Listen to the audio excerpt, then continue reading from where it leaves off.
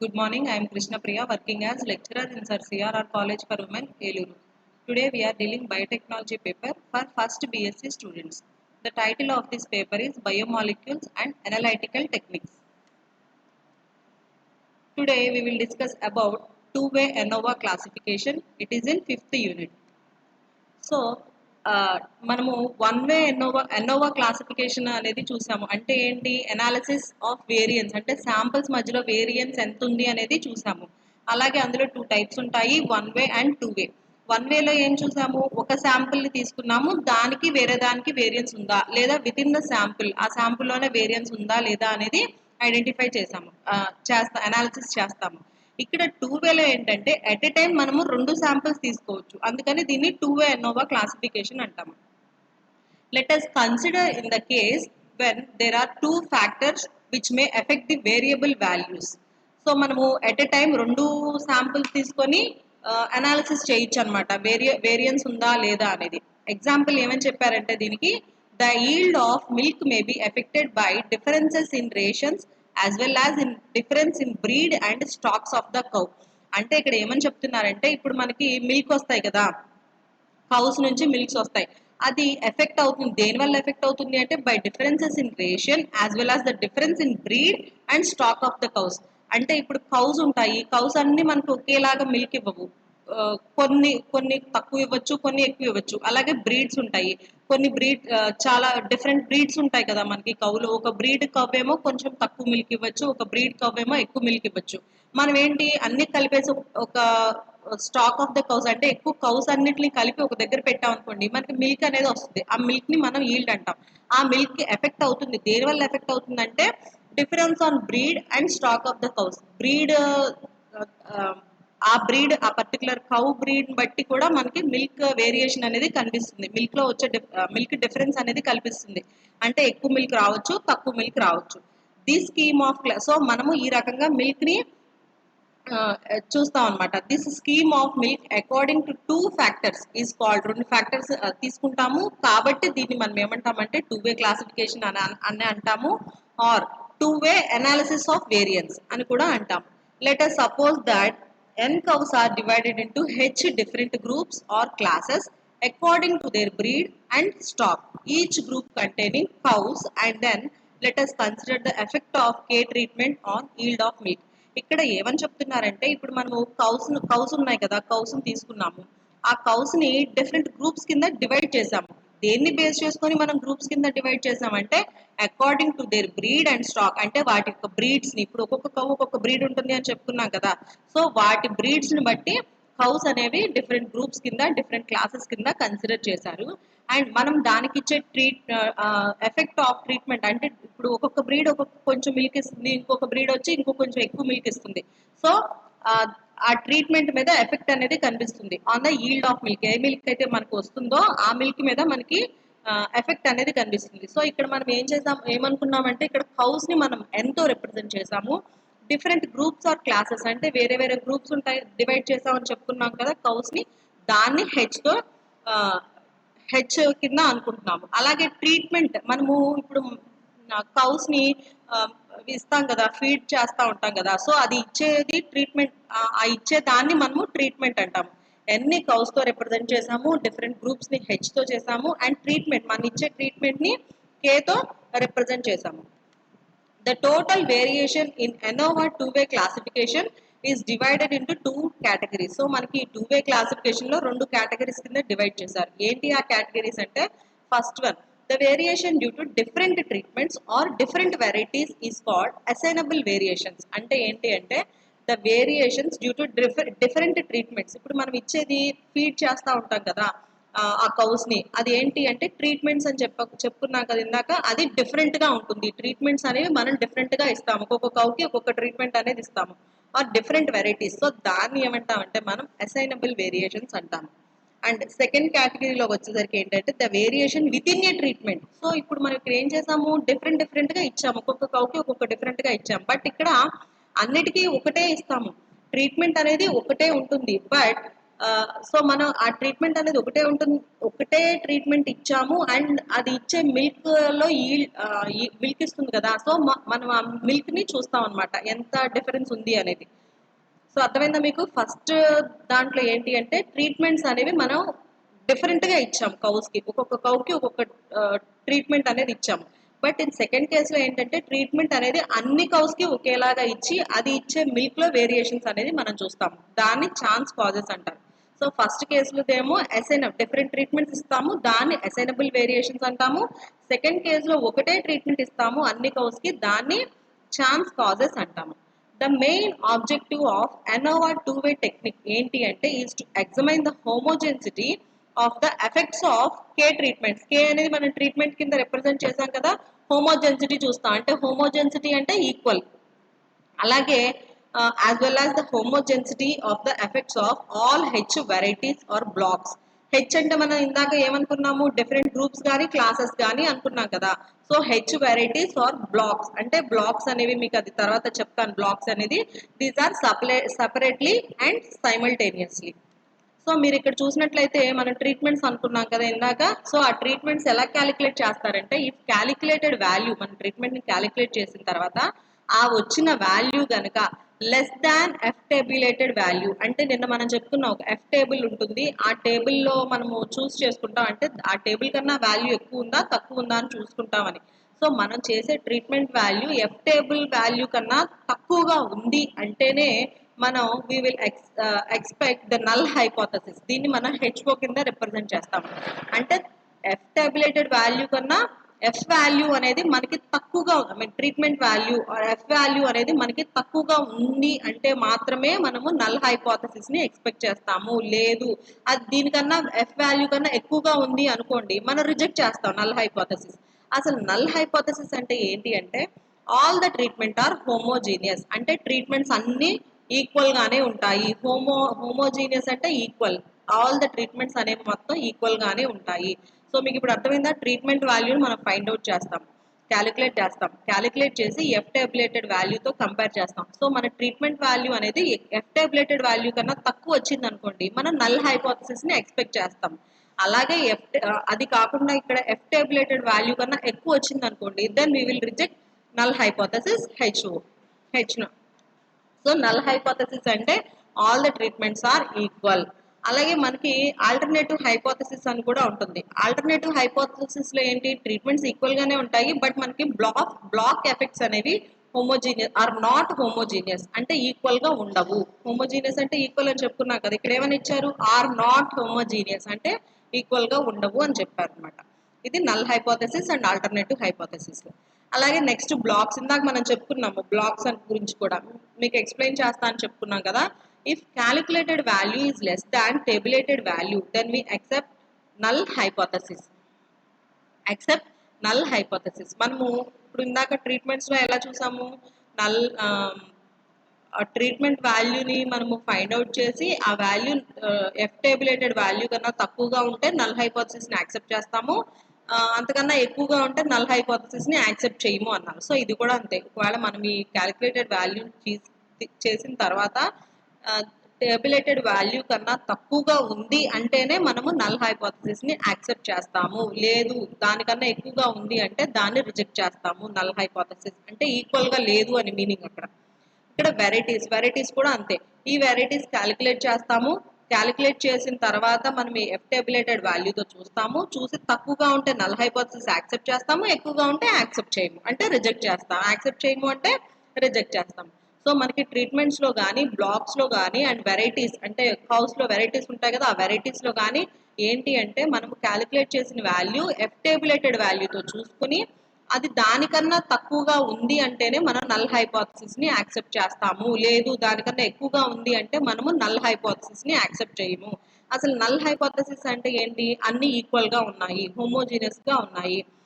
Alternative hypothesis అంటే equal గా ఉండ ఆర్ నాట్ హోమోజీనియస్. సో ఇది treatments, blocks, varieties and null hypothesis.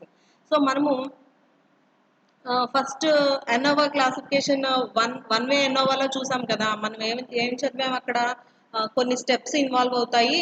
ఒక 8 స్టెప్స్. ఆ 8 స్టెప్స్‌కి ఒక్కొక్క దానికి ఒక్కొక్క ఫార్ములా ఉంటుంది. దాన్ని ఒక ప్రాబ్లమ్ ఇస్తే ఆ 8 స్టెప్స్‌లో చేసి మనం ఫైనల్‌గా ఎఫ్ వాల్యూ క్యాలిక్యులేట్ చేస్తాము. సో మనకి ఇక్కడ టూ వే ఎన్నోవా క్లాసిఫికేషన్‌లో కూడా అంతే, కొన్ని స్టెప్స్ అనేవి ఈ అనాలిసిస్‌లో ఇన్వాల్వ్ అవుతాయి. సో ఆ స్టెప్స్ ఏమేంటి ఈ అనాలిసిస్‌లో ఇన్వాల్వ్ అయ్యాయి అంటే, first step calculate grand total G. So మనం అక్కడ కూడా చూసాము గ్రాండ్ టోటల్ అనేది.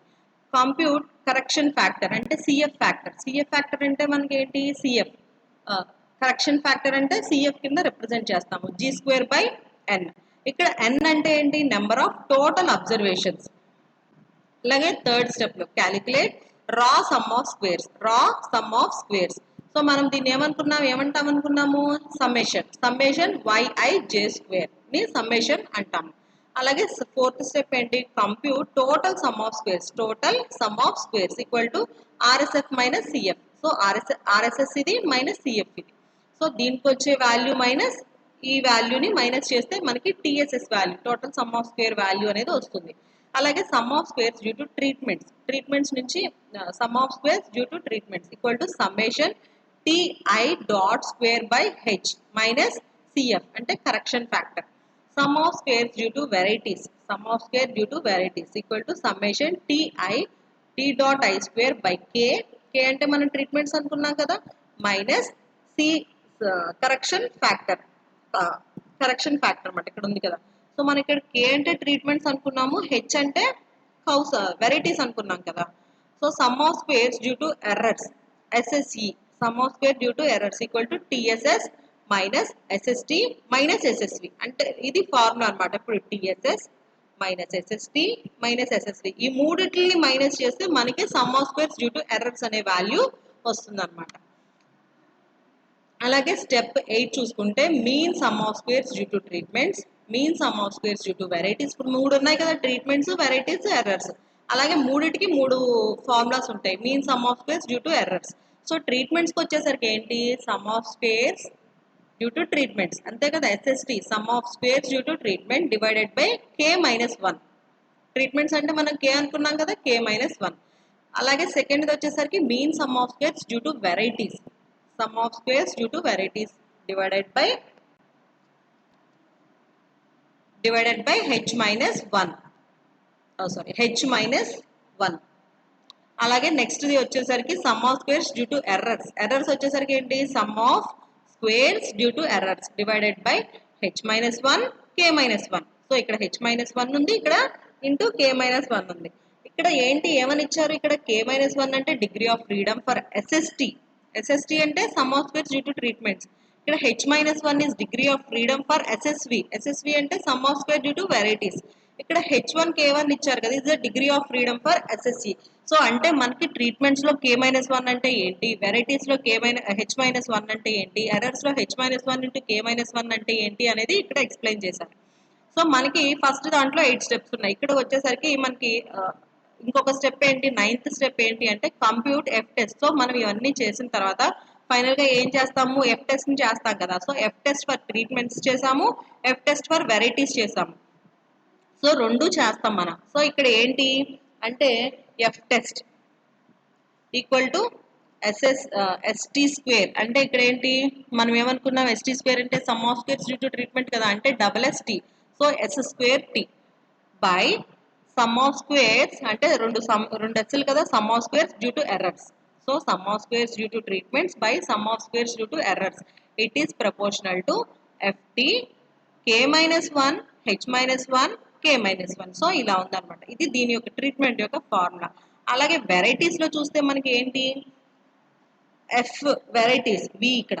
సో ఇక్కడ ట్రీట్మెంట్స్ కాబట్టి ఎఫ్టీ ఇచ్చాడు. ఇక్కడ ఎఫ్ వాల్యూ అనేది మనం వెరైటీస్ కి చేస్తున్నాం కాబట్టి ఎఫ్వి అన్నాం. Equal to sum of square due to varieties divided by sum of squares due to errors. ఓకేనా, sum of squares due to varieties the find out చేస్తున్నాం కాబట్టి వెరైటీస్ బై ఎర్రర్స్. ఇక్కడ it is proportional to F varieties H minus 1 into H minus 1 into K minus 1. So వీటన్నిటికీ formulas, ఈ steps అన్నిటికీ ఫార్ములాస్ ఇచ్చాడు. ఇప్పుడు ఏంటి అంటే ఒక ప్రాబ్లం ఇస్తాడు, ఆ ప్రాబ్లంలో ఇవన్నీ అవన్నీ ఫార్ములాస్ లో సబ్స్టిట్యూట్ చేసి ఫైనల్ గా ఎఫ్ వాల్యూ అనేది ఫైండ్ అవుట్ చేస్తాను అనమాట. ఇక్కడ చూసుకుంటే మనకి ప్రాబ్లం అనేది ఇలాగ ఇచ్చారు. The following tables given the quantity rating of service stations by 5 professional rates. So మనకి ఇక్కడ 5 ఇచ్చాడు. 5 రేటర్స్ ABCDE 5 అండ్ మనకి ఇటు చూసుకుంటే సర్వీస్ స్టేషన్స్ ఎన్ని ఉన్నాయనుకున్నాము 10 ఇచ్చారు. సో ఇవన్నీ ఏంటి అంటే ఇవి 10 వరకు ఉన్నాయన్నమాట. సో మనము ఏం చూసుకున్నాము ఇక్కడ అప్పుడు వన్ వే క్లాసిఫికేషన్లో ఏం చూసుకున్నాము ఇవన్నీ ఇటు సైడ్ అన్ని ట్రీట్మెంట్స్ చూసుకున్నాము, ఇవి మొత్తము అబ్జర్వేషన్స్ అనుకున్నాము. అండ్ ఇక్కడ వచ్చేసరికి మనకి అక్కడ అబ్జర్వేషన్స్ ట్రీట్మెంట్స్ మాత్రమే ఉంది, బట్ ఇందులోకి వచ్చేసరికి మనకి వెరైటీస్ కూడా ఉన్నాయి. సో మనకి అబ్జర్వేషన్స్ అంటే ఏమనుకున్నాము మొత్తం ఇవన్నీ అబ్జర్వేషన్సే అనుకున్నాం కదా. ఇందులో ఎన్ని ఉన్నాయి, అందులో ఓన్లీ 15 మాత్రమే ఉన్నాయి, బట్ ఇందులో చూసుకుంటే మనకి ఇవన్నీ 10 20 30 40 50. సో ఈ మొత్తం 50 అబ్జర్వేషన్స్ ఉన్నాయి. మొత్తం మనకి 50 అబ్జర్వేషన్స్ ఉన్నాయి. ట్రీట్మెంట్స్ ఎన్ని ఉన్నాయి మనకి 5 ట్రీట్మెంట్సే ఉన్నాయి. అండ్ ఇప్పుడు మనము వెరైటీస్ వెరైటీస్ చూసాం కదా. ఇప్పుడు మనకి ఇందులో వెరైటీస్ ఒక కాలమ్ ఎక్కువ వస్తుంది. వెరైటీస్ ఎన్ని ఉన్నాయి మొత్తం ఇవన్నీ 10. సో 10 వెరైటీస్ అనమాట. ఇది 1 2 3 4 అలాగా 10 వెరైటీస్. సో మనకి మొత్తం 5 అబ్జర్వేషన్స్ 10 వెరైటీస్ మొత్తం 5 ట్రీట్మెంట్స్ 10 వెరైటీస్ అండ్ 50 అబ్జర్వేషన్స్ ఉన్నాయి. మనకి ఇలా ఇచ్చాడు ప్రాబ్లమ్. సో మనం ఈ ప్రాబ్లమ్ని మనము ఇచ్చిన ఫార్ములాస్లో సబ్స్టిట్యూట్ చేసి ఫైనల్గా ఎఫ్ వాల్యూ అనేది ఫైండ్ అవుట్ చేస్తాము. సో ఎలా చేస్తామంటే ఇప్పుడు మనకి ఇలాగే కదా ఇచ్చింది టేబుల్, ఇక్కడ వరకు ఇచ్చారు 89 వరకు ఇచ్చారు కదా. సో మనము ఏం చేసాము TI dot TI square dot ఈ రెండు వాల్యూస్ని ఫైండ్ అవుట్ చేసి వేసేసుకుంటున్నాం కదా ఫస్ట్. సో అలాగే చేస్తాము, ఇవన్నీ ఎడిషన్ చేసి మనము వాల్యూస్ అనేవి చేస్తాము. అలాగే బీలో సెకండ్ ట్రీట్మెంట్లో కూడా ఏంటి ఇవన్నీ యాడ్ చేసి వాల్యూస్ అనేవి వేస్తాం. అలాగే 5 ట్రీట్మెంట్స్లో 5 వాల్యూస్ వేసాము. ఇప్పుడు మనకి టీఐ డాట్ అనేది వచ్చేసింది. ఇప్పుడు మనకి టీఐ డాట్ స్క్వేర్ కూడా రావాలి. అంటే ఏంటి టీఐ 830 స్క్వేర్ 830 స్క్వేర్ చేస్తే మనకి 830 ఇంటూ అది 830 ఇంటూ 830 చేసామనుకోండి మనకి ఈ వాల్యూ వస్తుంది. So TI dot square values కూడా వచ్చేసాయి 5 ట్రీట్మెంట్స్కి. టీఐ డాట్ వాల్యూస్ వచ్చేసాయి, టీఐ స్క్వేర్ డాట్ వాల్యూస్ కూడా వచ్చాయి. అండ్ దీన్ని ఏం చేస్తున్నాం ఇప్పుడు మనం ఈ మొత్తము ఈ 5 ట్రీట్మెంట్స్ని టీఐ డాట్ 5 ట్రీట్మెంట్స్ని గ్రాండ్ టోటల్ కింద కన్సిడర్ చేస్తున్నాం కదా. సో ఇది కదా మొత్తం చేసిన తర్వాత వచ్చిన గ్రాండ్ టోటల్ ఎంత 3900. అలాగే టీఐ డాట్ స్క్వేర్. సో ఇది కూడా ఏం చేస్తున్నాము, ఇది కూడా మొత్తం అంతా ఎడిషన్ చేసి మొత్తం వచ్చిన వాల్యూస్ అన్నీ యాడ్ చేసి కింద వేస్తే ఇది కూడా టోటల్ ఎంత వచ్చింది ఇక్కడ మనకి 318,7700 వచ్చింది. సో ఈ టీఐ డాట్ స్క్వేర్ వాల్యూస్ అనేవి మనం చేసి పెట్టుకుంటున్నాము. సో ఇప్పుడు ప్రాబ్లం చేద్దాము. మనం ఏం చూసుకున్నాము given that G equal to grand total మనం ఇందాక ఎంత అనుకున్నాం అవన్నీ టీఐ డాట్ ఇవన్నీ చేస్తాం కదా. సో మనకి ఎంత వచ్చింది వాల్యూ 3990 వచ్చింది కదా, దాన్ని గ్రాండ్ టోటల్ అనుకుంటున్నాం అన్నాం కదా. సో జీ వాల్యూ వచ్చి 3990. సో మనకి నెంబర్ ఆఫ్ అబ్జర్వేషన్స్ ఎన్ని ఉన్నాయనుకున్నాము ఇందాక టేబుల్లో 50, ట్రీట్మెంట్స్ 5. ట్రీట్మెంట్స్ని కేతో రిప్రజెంట్ చేస్తున్నాము, అబ్జర్వేషన్స్ని ఎన్తో చేస్తాము. అండ్ వెరైటీస్ వచ్చేసరికి మనకి ఎన్ని వెరైటీస్ ఉన్నాయనుకున్నాం ఇందాక 10 వెరైటీస్. సో ఇది ఫస్ట్. తర్వాత వచ్చేసరికి ఏంటి సెకండ్ స్టెప్లో ఏంటంటే కరెక్షన్ ఫ్యాక్టర్ని ఫైండ్ అవుట్ చేయాలి. కరెక్షన్ ఫ్యాక్టర్ని మనం సిఎఫ్ కింద రిప్రజెంట్ చేస్తాము. అంటే జీ స్క్వేర్ బై ఎన్ కదా ఫార్ములా. జీ స్క్వేర్ అంటే జీ అంటే మన గ్రాండ్ టోటల్ ఎంత 3990. సో దాన్ని స్క్వేర్ చేసాము అంటే చేసి డివైడెడ్ బై 9 ఎన్ అంటే మనకి ఇక్కడ ఎంత ఇచ్చారు 50. సో ఆ వాల్యూస్ అన్నిటిని దీంట్లో సబ్స్టిట్యూట్ చేస్తే ఫైనల్గా మనకు వచ్చిన ఆన్సర్ ఇది 318402 వచ్చింది. అర్థమైంది. ఇక్కడ జీ అంటే 3990, దాన్ని స్క్వేర్ చేసాం అంటే ఇంటూ చేసిన తర్వాత వచ్చిన ఎంత వాల్యూ వస్తుంది కదా దాన్ని డివైడెడ్ బై 50. సో క్యాన్సిల్ చేస్తే ఎంతలో డివైడ్ అవుతుంది అంటే ఇంత అవుతుంది అనమాట. ఇది CF value, correction factor value వచ్చి ఇంత. అలాగే raw sum of squares equal to మనకి ఏంటి double summation Y I J square అంటే ఉన్న అబ్జర్వేషన్స్ మొత్తాన్ని యాడ్ చేసి స్క్వేర్ చేస్తున్నాం కదా మనం ఫస్ట్లో అలాగే చేసామా. సో దాన్ని స్క్వేర్ చేసి యాడ్ చేస్తే మనకి ఆర్ఎస్ఎస్ వాల్యూ అనేది ఇంత వచ్చింది. అలాగే టోటల్ సమ్ ఆఫ్ స్క్వేర్స్ ఏంటి టోటల్ సమ్ ఆఫ్ స్క్వేర్స్ అంటే టీఎస్ఎస్ ఈక్వల్ టు ఏంటి formula RSS minus CF. So ఈ వాల్యూ మైనస్ ఈ వాల్యూ చేస్తే మనకి టీఎస్ఎస్ వాల్యూ అనేది వచ్చింది. సో ఆర్ఎస్ఎస్ అంటే ఈ వాల్యూ కదా, సిఎఫ్ అంటే కరెక్షన్ ఫ్యాక్టర్ అంటే ఈ వాల్యూ. సో దీని మైనస్ ఇది చేసాము. ఇలా చేస్తే మనకి వచ్చిన వాల్యూని టీఎస్ఎస్ వాల్యూ అంటున్నాము. సో ఈ వాల్యూస్ అన్నీ వచ్చినాయి. అలాగే next sum of squares due to treatments చూసుకున్నాం మనం. Sum of squares due to treatments అంటే ఇక్కడ సమ్మేషన్ బ్రాకెట్స్లో TI dot square minus H minus bracket close minus C correction factor. మనం ఇందాక టీఐ డాట్ స్క్వేర్ చేసాం టేబుల్లో. చేసినప్పుడు ఒక్కొక్క దానికి ఫైండ్ అవుట్ చేసి మొత్తం అన్ని ప్లస్ చేసి కింద గ్రాండ్ టోటల్ దగ్గర వేసాం కదా. సో మనం టీఐ డాట్ స్క్వేర్ దగ్గర గ్రాండ్ టోటల్ ఇంత వేసాం 318,7700 డివైడెడ్ బై హెచ్ అనేసరికి మనకి ఏమనుకున్నాం ఇందాక వెరైటీస్ 10 ఉన్నాయి అనుకున్నాం కదా. సో హెచ్ అంటే వెరైటీసే కదా. సో 10 డివైడెడ్ బై 10 దీన్ని డివైడెడ్ బై 10 చేస్తే మనకి ఇంత వచ్చింది. ఇంత వచ్చినప్పుడు కరెక్షన్ ఫ్యాక్టర్ ఉంది కదా, ఇందాక మనం క్యాలిక్యులేట్ చేసాం 318402. సో ఇది మైనస్ కరెక్షన్ ఫ్యాక్టర్ చేస్తే మనకి వచ్చిన వాల్యూ 368. ఆ 368 ఏమవుతుంది ఇక్కడ ఎస్ఎస్టీ అంటే sum of squares due to treatments value వచ్చేసింది మనకి ఇక్కడ. సెకండ్ది వచ్చేసరికి sum of squares due to varieties. దీనికి ఫార్ములా ఏంటంటే summation TI dot square divided by K minus CF. So మనకి ఈ వాల్యూని మన దగ్గర ఉన్న వాల్యూస్తో సబ్స్టిట్యూట్ చేసి కే అంటే 5 కదా, అంటే ట్రీట్మెంట్స్ వచ్చేసరికి 5 కదా. సో కరెక్షన్ ఫ్యాక్టర్ వాల్యూ తెలుసు, టీఐ డాట్ స్క్వేర్ తెలుసు. సో ఇలా చేస్తే మనకి ఫైనల్గా ఒక వాల్యూ వస్తుంది. ఆ వాల్యూని ఎస్ఎస్వి అంటాము, అంటే sum of squares due to varieties అంటాము. అలాగే sum of squares due to errors. దీని ఫార్ములా ఏంటి? SSC some of squares due to errors కదా, ఈక్వల్ టు టీఎస్ఎస్. అంటే ఏంటి? Treatment some of squares, total sum of squares minus sum of squares due to treatments minus sum of squares due to varieties. So దీని formula ఇదనమాట. So మనకి ఇక్కడ total sum of squares ఎంత వచ్చింది? ఇందాక చేసాము 9846 minus sum of squares due to treatments. So ఈ value sum of squares due to treatments ఈ వాల్యూ వేసాము minus sum of squares due to varieties అంటే ఏమొచ్చింది వాల్యూ 6608. సో ఇవన్నీ మైనస్ చేసుకుంటా వెళ్తే దీంట్లోంచి దీంట్లో మైనస్ చేసుకుంటా వెళ్తే వాల్యూ 2870 వచ్చింది. అండ్ ఈ వాల్యూ వచ్చేసరికి మనకి sum of squares due to errors వస్తుంది. Next mean sum of squares due to treatments, mean sum of squares due to varieties.